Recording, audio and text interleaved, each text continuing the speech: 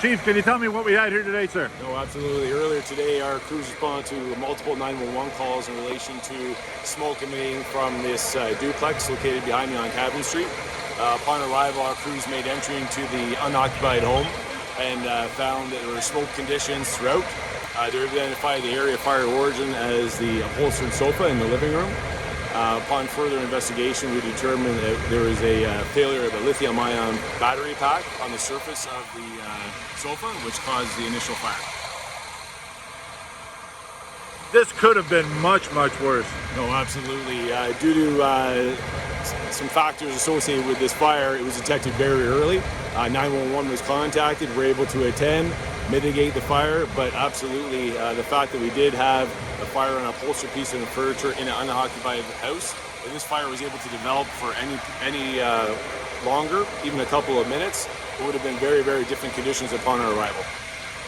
What, it's sort of, I know it's still an active scene, so I don't want to hold you up too long, but what are things that people can do with lithium batteries? No, absolutely. It's quite timely in relation to this fire. The Ontario Fire Marshal's Office is actually just conducting a survey through municipal fire services across Ontario related to how many incidents of fires are occurring related to lithium-ion battery failures.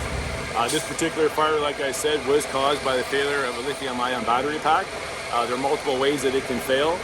One of the recommendations that I myself and I know the Ontario Fire Marshal's Office would always recommend is that whenever they're being utilized or charged, it's done on a non-combustible surface, so on a tile counter or something metallic that won't be able to catch fire, because these things do fail. If they're damaged, if they're using improper chargers, if they're dropped, there's a number of reasons why they can fail, and the instances of these fires occurring across Ontario is on a dramatic rise because so many appliances and devices we utilize every day are powered by lithium-ion batteries. Is there anything to look at on the battery? Like, do they have to pass, and forgive me, I don't know the correct wording, but CSA or anything like that? Do they look for a stamp on them or anything? Well, it depends on the type of appliance. In this particular case, I mean, we have to determine where that battery pack came from. But from scooters to e-bikes to cell phones to computers, there's a wide variety of batteries that can be purchased, online or aftermarket. And we see a large increase of potential fire risk for aftermarket, where we have individuals that are tampering with batteries or trying to utilize batteries that may be damaged. And when these type of batteries are damaged, that can lead to thermal runaway, where we actually have overheating of the battery.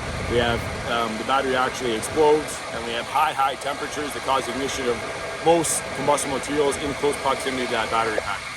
Safe to say early detection saved this house. Absolutely. The combination of the owner's actions in contacting 911 and the quick response by our crews were able to mitigate this fire and basically isolate it to the upholstered sofa.